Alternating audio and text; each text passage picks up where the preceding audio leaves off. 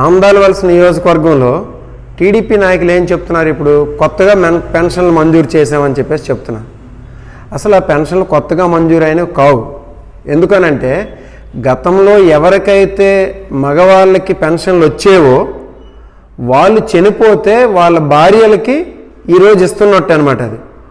అది కూడా ఇన్నాళ్ళు ఇవ్వకుండా చంద్రబాబు నాయుడు గవర్నమెంట్ వచ్చిన తర్వాత ఈ రోజుకి ఒక్క కొత్త పెన్షన్ కూడా మంజూరు చేయలేదు. ఇప్పుడు నిన్న కొత్తగా మంజూరు చేసినటువంటి పెన్షన్లు అంటే ఏవైతే భర్తకు పెన్షన్ వచ్చి ఆయన చనిపోతే భార్యకి ఇస్తున్నామని చెప్తున్నారో వాళ్ళందరివి కూడా నిన్న తంబలు వేయించుకొని డబ్బులు ఇవ్వకుండా వాళ్ళని తిరిగి వెనక్కి పంపించారు. మరి ఈ డబ్బులన్నీ ఎవరి జోబుల్లోకి వెళ్తున్నట్టు? ముందుగానే పెన్షన్లు ఇవ్వకుండా ఎవరో పుట్టిన బిడ్డని చంకనెత్తుకొని పేరు పెట్టినట్టు ఉంది. ఎందుకు? ఇవ్వని పెన్షన్ని వీళ్ళేది ఇచ్చినట్టు చెప్పుకోవడం.